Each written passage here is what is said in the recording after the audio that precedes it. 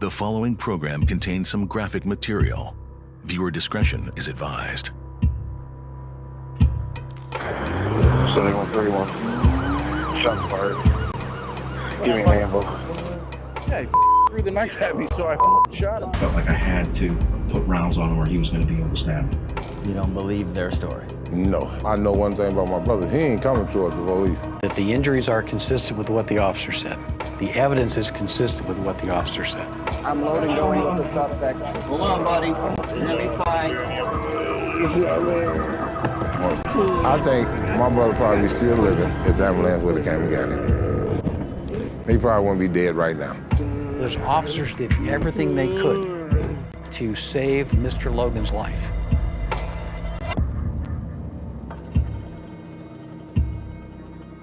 The use of deadly force by Sergeant O'Neill was justified. You were out here to do absolutely nothing. Exactly. If it was a citizen, he'd be in jail right now, especially these Let's be honest. What do we want? Justice! What do we want it? Yeah! What do we want? Justice! What do we want it? If Eric Logan was white, would the same thing have happened? No. He would never get shot. I made it very clear that I believe systemic racism is an issue, not just here in South Bend, across our country. We didn't get to the position now overnight, and it's certainly not going to be solved overnight. I'm being truthful. We just like one switch of a match from boom. This is just all our war. Hello everyone, I'm Brian Coneybear. Tonight an ABC57 News half-hour special, Shots Fired, the Eric Logan investigation. 2 years ago on Father's Day, these two men, then South Bend Police Sergeant Ryan O'Neill and 54-year-old Eric Jack Logan had a deadly confrontation. Logan was allegedly breaking into cars in a parking lot downtown, according to police, stealing things like purses, cell phones, and wallets. And he was allegedly holding this knife when he was shot and killed by the 19-year police veteran who has some secrets of his own. So what really happened that night outside the Central High apartments?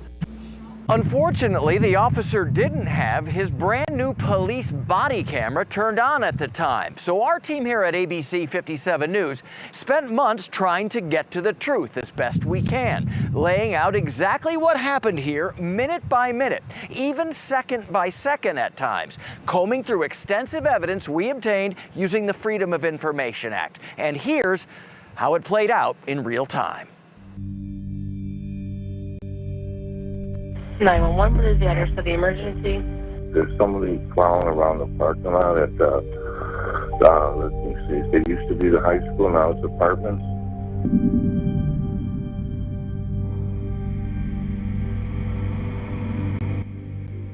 $31 things on track. 31. 31, sir. He was walking toward me with the knife in his hand. I could almost feel it coming down into my face or in my head. And I say, drop the knife, drop the knife. I'm staring at the knife. He makes this grunt and starts coming toward me. I fired the 2 shots from my hip. He threw the knife at me. I wasn't even sure that I hit him because he didn't react like somebody who'd been shot. I review cases for both defense and the prosecution. And then I will render an opinion based upon what is the medical evidence, what is the science there. Dr. William Smock is the forensic surgeon at the Louisville, Kentucky Police Department, who also testified against Officer Derek Chauvin, helping to convict the Minnesota cop in the murder of George Floyd. Mr. Logan was somewhat bent when the bullet went in.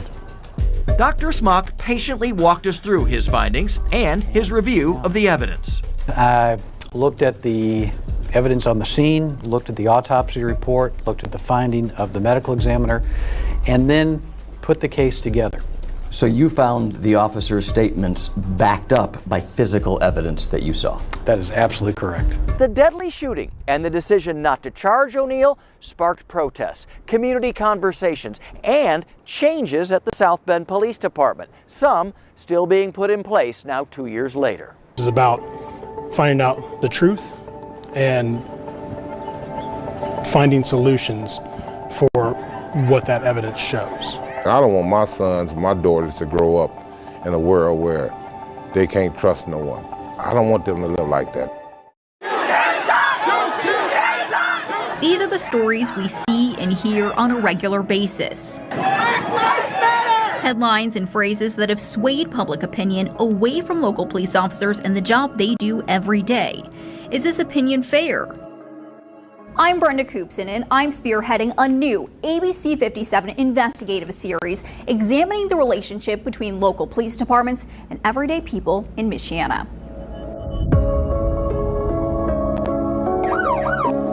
You do your job, you catch the bad guys. Sheriff's Department arrest warrant! Come to the door, make yourself known! And then they're out and about. Can you go ahead and put your hands behind your back for me, please?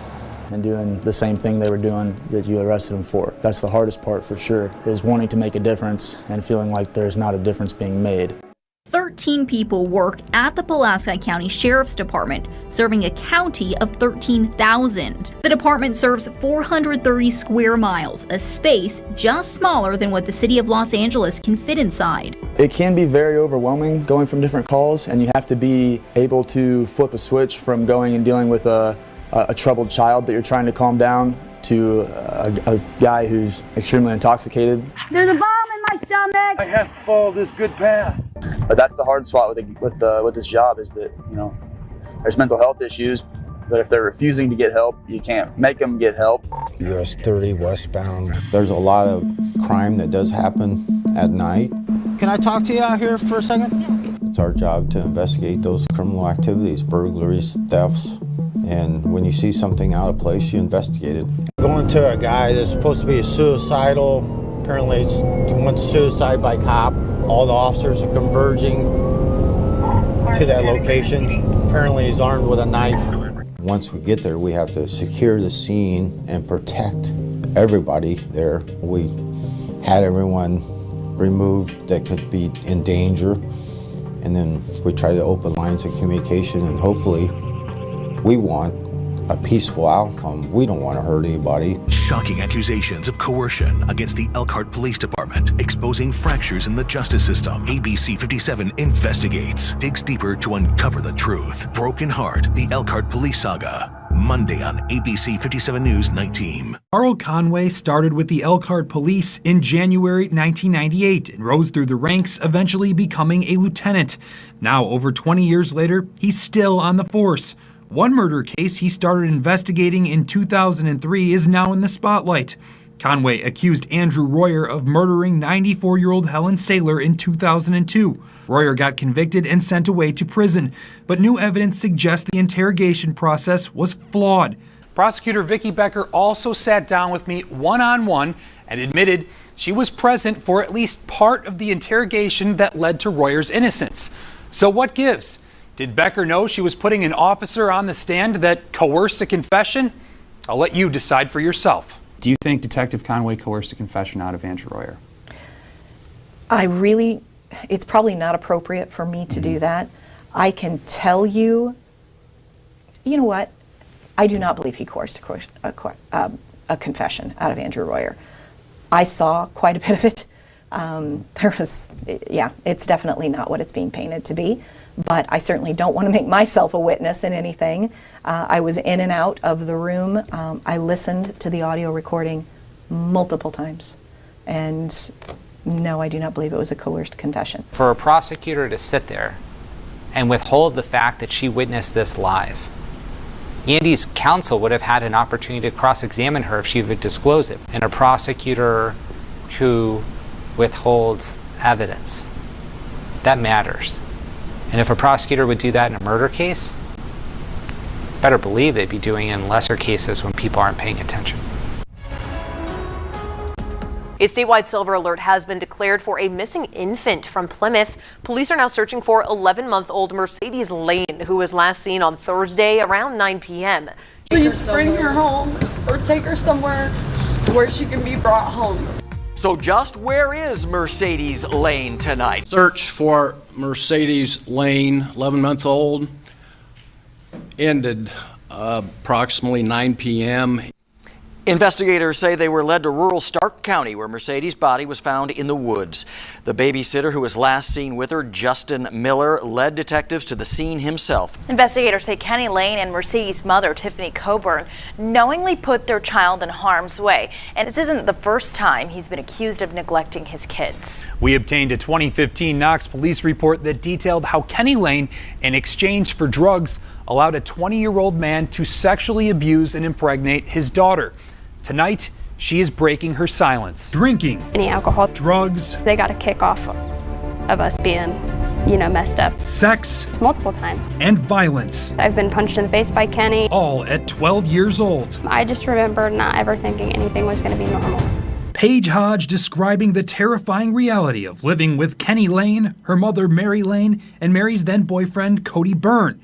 The situation leaving her pregnant and in a foster home at the age of 13. Adults aren't supposed to kiss you. Adults aren't supposed to touch you. They aren't supposed to do any of that. Paige was adopted by a new family when she was 16 and eventually got her son back. Looking back now, she believes the Indiana Department of Child Services failed her and her sisters. She says DCS should have removed them from the home much sooner. My little sister got a vacuum thrown at her. It hit her in the face. She had to go to the hospital, get it glued shut and everything.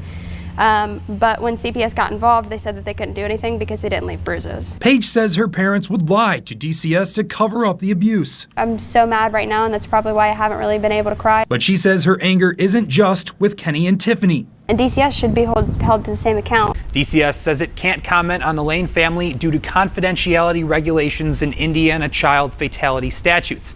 We also gave the agency a chance to respond to Paige's claims, which many others have also expressed, that DCS fails children and leaves them in dangerous situations. The agency did not answer that question. It was 30 years ago tonight, 16-year-old Eric McGinnis disappeared.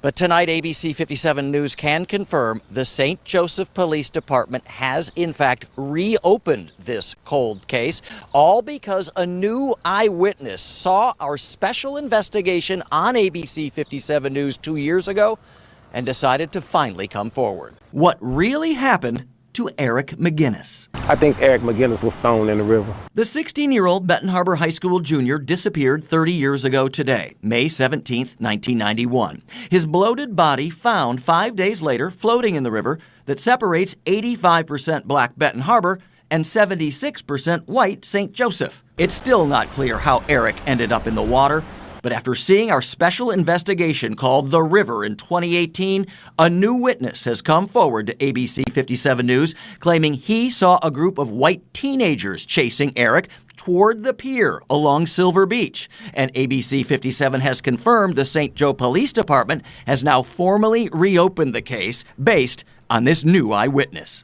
Unfortunately, there's a lot of mistrust on our side of the bridge. A lot of it is related to this incident. Dan McGinnis is the current public safety director in Benton Harbor and a cousin of Eric McGinnis.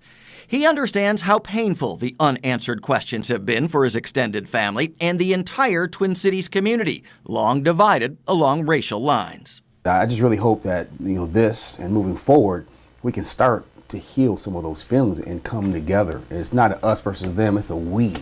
And somewhere we lost that. And that's very important. Exactly 365 days ago, the coronavirus upended our world. ABC57 News, tracking the coronavirus 1 year later. 2020 was not easy for anybody. Everyone has had to sacrifice. To say this past year has been anything but an uphill battle would be an understatement. How far we've come and the bright future ahead. Teachers are finally starting to get vaccinated. People really have responded. It's been truly miraculous. That's what matters. That's ABC57 News. I don't care if you're a Republican or a Democrat or a Catholic or a Baptist or whatever. We're trying to make recommendations that will protect the health of the broader community. But many people did push back, protesting all the mask mandates, school and business shutdowns. Some even claiming the pandemic is a complete hoax and taking it out on experts like Dr. Fox himself. How many death threats did you get? Just 2. Fortunately, lots of hate mail. Do you enjoy working from home? Yes and no. I love the convenience, but I don't know that it's as efficient And after a full day of working from home, you probably want to grab a bite to eat. And if you're heading out to a local restaurant, you're gonna notice some changes to your dining experience. You're gonna have to bring a face mask, and you'll also be distanced from other customers. Is it gonna hurt? I feel a small little pinch. Okay. About it. A small little pinch was all. And yes, since I'm now over the age of 50 myself, I got the shot this week, along with more than 2,000 other people at Lake Michigan College in Benton Harbor. The National Guard joining the Berrien County Health Department to run a mass vaccine clinic. Many of those statewide coronavirus restrictions will come to an end as of April 6th. All Hoosiers 16 and older will be eligible for vaccines beginning March 31st. The mask order becomes a mask advisory on April 6th as well. We continue our live team coronavirus coverage tonight at 6 on the impact of those major changes coming to Indiana. It's great to open up access to vaccine eligibility to everyone 16 and over, but we don't have the capacity to vaccinate all of them in the 5 or 6 days before we return to the Wild West and throw everything wide open. COVID-19 has completely changed life as we know it. And for one local family, the pandemic has put their fight for justice on the back burner. Years of waiting only to come up short to the news of yet another delay. Tonight, I bring you their story and their fight for the truth. She was not only physically bigger than life, but her personality was just so huge. That personality cut short at 11 months old when Emma died under the care of her babysitter. DJ Sigler is the prosecuting attorney in Whitley County, just east of Kosciuszko. One of the things in a case like this, anytime you are going to accuse somebody of killing an infant, which is what happened here, you better have your facts straight. That means 2 years of investigating to make sure the facts, science, and medicine all checked out. Then the pandemic hit. Once you find out you're not going to have a live person in the courtroom, how do you communicate with the jury as effectively as you need to? I spent a lot of time soliciting opinions from people who aren't lawyers or prosecutors because I wanted to get a sense from them of what they expected, to see what their expectation was. And so began the 5-day trial on July 27th, one of the first live stream jury trials in the Hoosier State. So we were very lucky that we were even still on the docket to have a jury trial. Jurors sitting socially distanced and masked up the whole time. But with COVID-19 protocols, that meant loved ones weren't allowed inside the courtroom. The first day was definitely a challenge, and my biggest concern was that the jury wouldn't get the organic feel. No gasps, no tears, no sniffles, just silence. The Lehman family took matters into their own hands and rented a facility just a few miles away to be able to tune in with family and friends. A lot of times what I would hear from Nick and Sherry was, "We cannot hear you, we cannot hear you." That concern carrying all the way up until the verdict. They weren't prepared to have to live stream trials when they bought this system. And finally,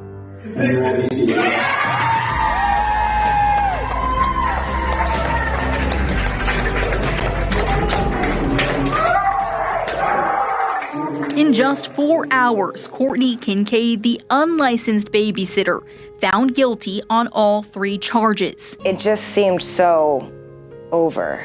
Give me a kiss. And we weren't ready for it to be over. Emma Grace leaving her mark in more ways than just one. Nothing was going to stop our tears that night. Nothing was going to bring her back.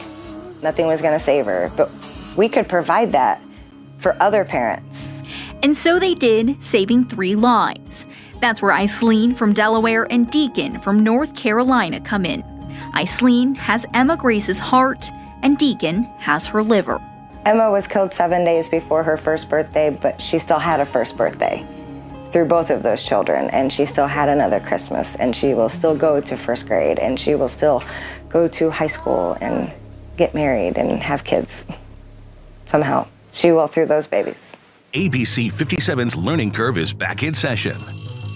ABC57 is there to guide you every step of the way. Our groundbreaking education series returns for another school year. We're ready to come back to school. We are just energized. Everyone is super excited. In-depth storytelling straight from your child's classroom to give parents peace of mind and help you navigate your way through the new school year. ABC 57's The Learning Curve, all school year long, only on ABC 57 News. Your mask. Can you get it on, please? We've had to spread out the students more. We've had to sterilize buses. They get sterilized after each route. And reworking the operation to reflect the new rules has been a bit of a bumpy ride. We did have drivers that came down with COVID. We can adjust routes and students, inform the parents, let them know, and then we just keep going. Figuring out virtual learning with one student is hard, but imagine figuring it out with half a dozen. We have 6 kids, 5 to 6 of them are in the house each day free learning. With almost every child in a different grade level, ranging from kindergarten to 8th, schedules become chaotic. Sometimes Levi's loud. I am not allowed ever. Initially, Mom thought the kids would be going back to school, but like everything else during COVID, that plan went out the window. This family, like many others, can't wait for school to be back in session. I kind of just want things to go back to how they were. This year is defined by the word transition, and we're using the learning curve to tell stories at over 25 school districts across Michiana. We spoke to students, parents, teachers, superintendents, even maintenance workers to hear about this school year. From the closure at a moment's notice of schools last March and the transition to online learning this past fall. It was a lot harder. To the complete reopening of schools this past spring. These kids have really dealt with the punches all school year long. All this needs to clean. And we were there to witness it all. So some of the people we spoke to are writing a final letter, a final report card to this year, about this year, for this year of COVID. Dear Michiana. Dear Michiana. Dear Michiana. This year has been the experience of a lifetime. The next 5 years will look like a town in the wake of a hurricane. We will be picking up the pieces from this pandemic for years. Fortunately, we have learned to not only get through it, but we learned to walk arm in arm with the people we didn't know existed to take care of each other. The next 5 years will look like whatever we make them to be. Setting your own limits, designing your own destiny, and all the seniors here at St. Joseph High School have an incredible plan for their lives. I can't wait to see what the future holds.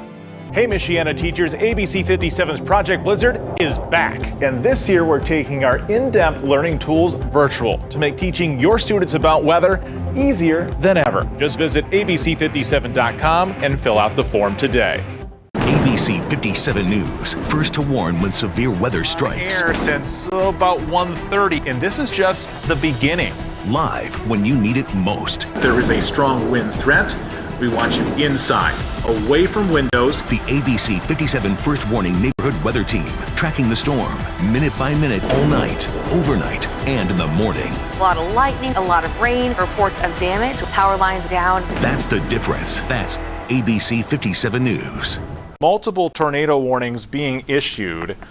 This is Chief Meteorologist Tom Coombs. I'm on Facebook Live and we're on air right now on ABC 57. You can see this house behind me. There is a lot of damage here on this house from overnight.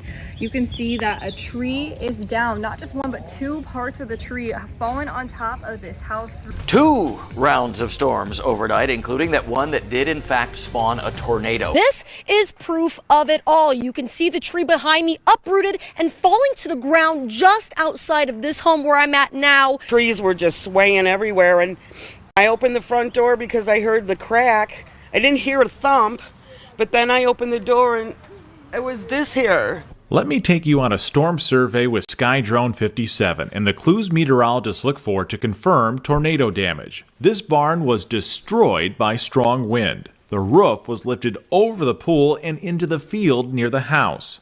This kind of power is why the tornado had its EF1 rating, for wind up to 100 miles per hour. This morning we are waking up to a lot of reports of storm damage across Michiana, and you can see that this is a big old healthy tree that was literally snapped in half last night because of the storms and the wind. It's hard even getting to your front door. Check this out. Right here It's about 3 inches. Just over here, closer to there, it's about 6 inches of water. When the big story breaks in our city, We began this half hour with that breaking news. ABC57 News covers it like no one else. Team coverage for you tonight with the latest developments on this chase. With more reporters covering every angle, tracking every detail, Tonight, ABC 57 News investigates and up-to-the-minute important information to keep you in the know. And with important local stories that impact you.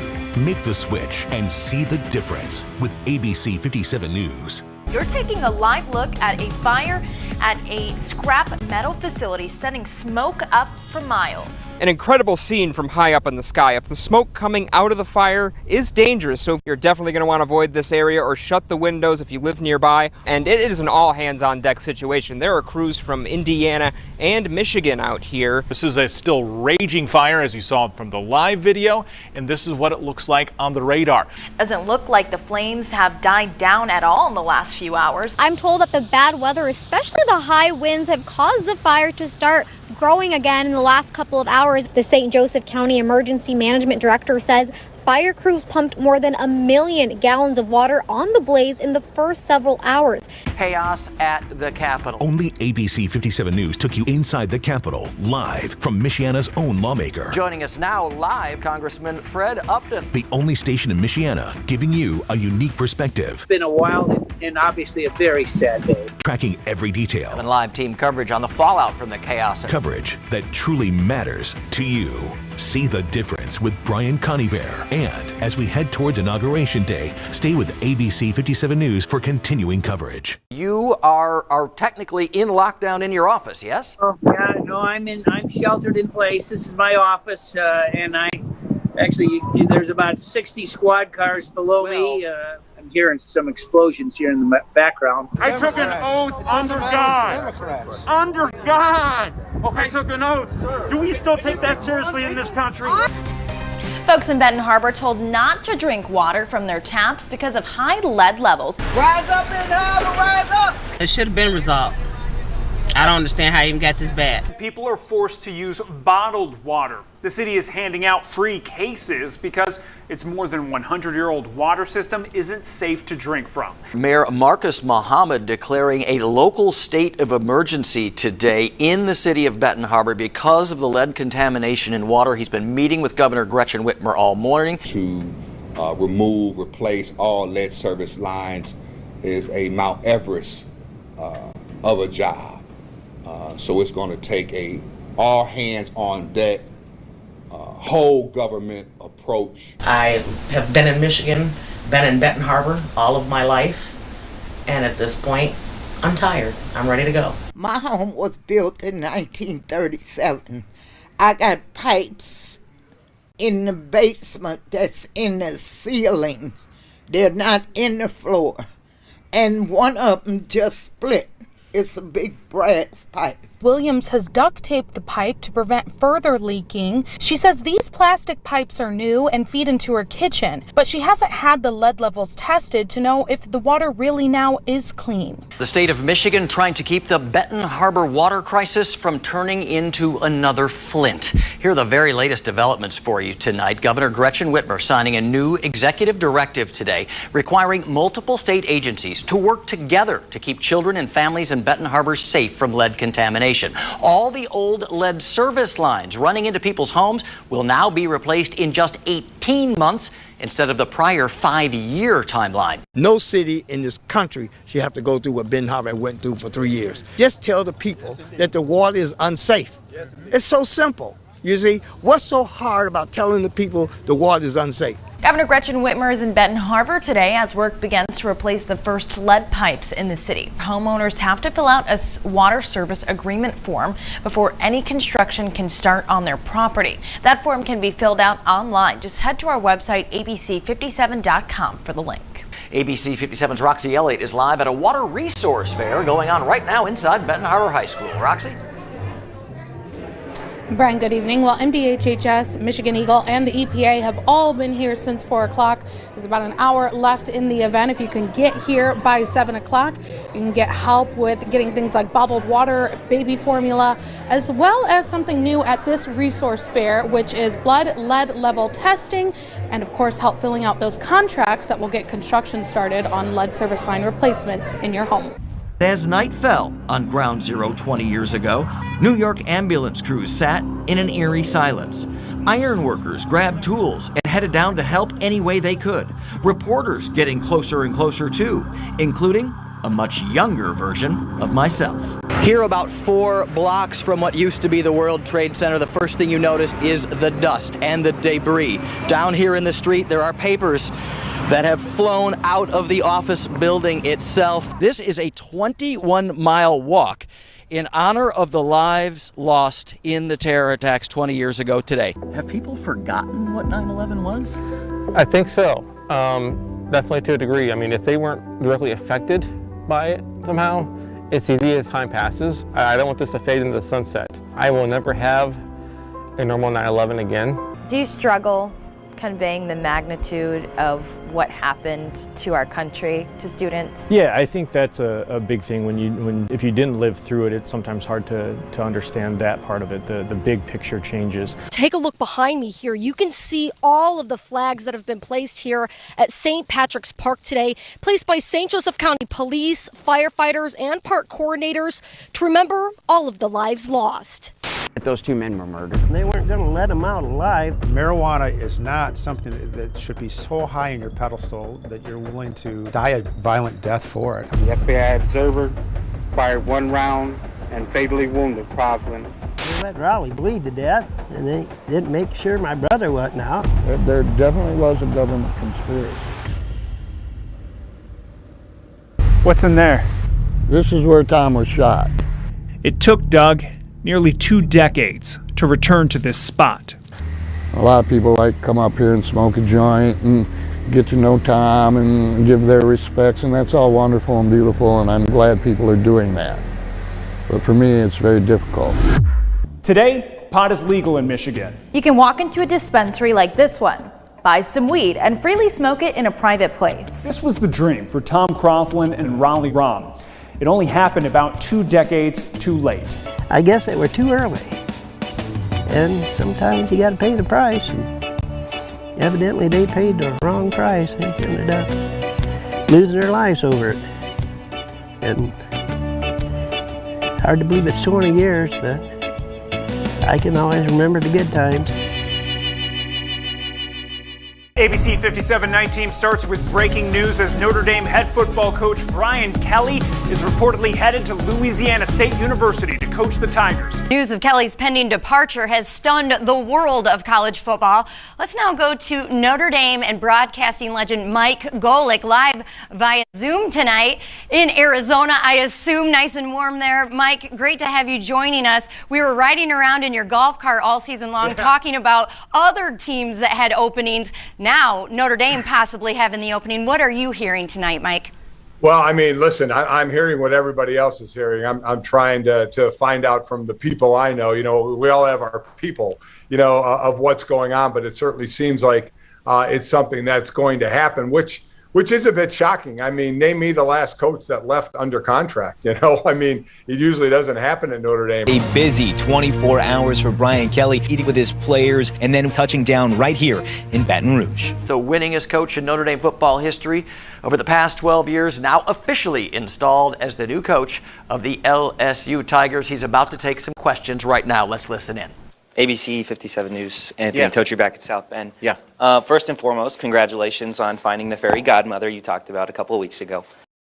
And breaking news on Night Team, multiple reports tonight that Fighting Irish defensive coordinator Marcus Freeman is expected to be named the next head football coach at the University of Notre Dame. Do you feel Marcus Freeman is the right man to lead the Irish team forward? Absolutely, I do. I've heard great things about him, understand how much the players love him, want to play for him. He's done a tremendous job as defense coordinator. Once the players understood his system, They have been as good as anybody in the country. I stand on the very football field that Freeman played high school football on. The community of Huber Heights say they're already proud of what Freeman has done. Many say they watch Marcus carry the same outstanding demeanor in high school that he displays for the Irish. Joining me now, Notre Dame and Super Bowl legendary quarterback Joe Theismann. First of all, thank you for joining us.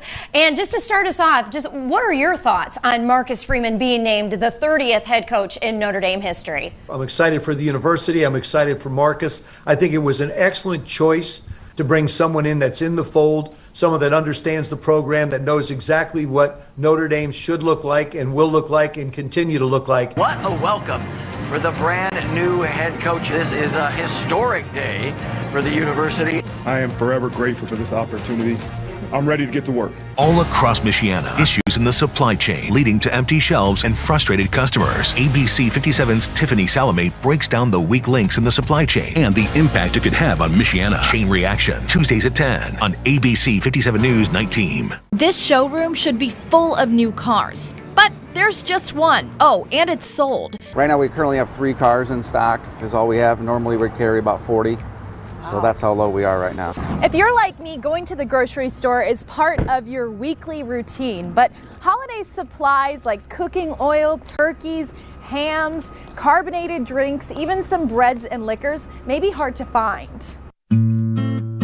Lots of meats from Italy. At Bamber's Superette in South Bend, you can find specialty foods sourced internationally, but store owner Gene Bamber says it's actually been harder to get those domestic items to store shelves. And a lot of stuff that we'll have may have been ordered 6 months ago. Anyway, and just coming in last week, for example. If you're looking for a specific holiday gift for someone, experts say not to wait for the better deal. If you see that product on the shelves, you're going to want to buy it right away. So with all the issues you've run into, have you had to raise your prices at all? Yep, prices went up a little bit, yeah, and hopefully after we open the fields back up and move back into normal years, they can come back down. This holiday season, ABC57 News is celebrating all the good being done across Michiana from local charities. I love ringing the bell because I am happy, and the people who hear the bell ringing are happy as well. To making sure everyone is remembered this Christmas. It's so fulfilling. It's just wonderful. And capturing the spirit of the holidays this year. ABC57's Holiday Heroes. Every weekday, only on ABC57 News. These days, it's not just coins and folded up dollar bills going into those famous red kettles. Nowadays, you can even use your cell phone with Google Pay or Apple Pay, or you can scan this QR code to pay online. We're on our way right now to Mishawaka. We're actually following the official Meals on Wheels vehicle, but most volunteers, they're going to use their own vehicle. They'll pack it up usually with 5 or 10 stops along the way, and it's part of their delivery route. Tom Coons, I know who you are. Good. I watch you on ABC. It means a lot to me, and I'm very grateful for all of their help. We see families that they are day to day, they're just struggling just to feed their children. The South Bend Fraternal Order of Police, or FOP, Launch 36, has hosted a Christmas program for years. Probably over 200 kids that we have to start getting wrapped for. But never quite this big. When we started, it was like maybe 5-6 families. Last year we helped 184 kids. We're on track to help more this year. We were one of those families. There were 2 years in a row where we were a donation family, basically, where we were on the giving tree. So it's kind of returning the favor, paying it forward for me personally. Congratulations. Thank you. Wow, thank you so much. God bless you guys. 57-Minute Miracle is back, just in time for the holidays, to help make a difference in someone's life. It's not about the money, it's about this. You're amazing. ABC 57's 57-Minute Miracle, all week long at 5, 5:30, and 6, only on ABC 57 News. Our ABC 57-minute miracle series is back this week, finding people all across Michiana who could use a helping hand during the holidays. And here's how it works. Our team approaches someone at random asking if they know someone in need. If the miracle maker can get to that person in 57 minutes or less, we'll give them $570 in cash to spend however they want it. We're doing our 57-minute miracle series right now, and so we're asking people just at random, which is you, if you know anyone who could use a holiday miracle right now. Yes, I do. All right, who are you thinking of? Oh, do I have to say their name? So we have $570 that we can give to him, but the catch is that you just have to get us to him in 57 minutes. I am going to start the timer right now, so the time is rolling, so we gotta get moving to our car. Let's go. Tell mommy to come here, please. I want to talk to mommy. It's important. $570 for you guys for the holidays. We'd like to provide you with $570 so that you can get to work a little bit easier. How you feeling? A little wobbly now. I'm blown away. I'm completely blown away. This is amazing. Thank you so much. We'd like to provide you with $570. Merry Christmas to you. No, I was gonna pay my car payment. Oh, thank you so much. I'm so happy. Thank you so much.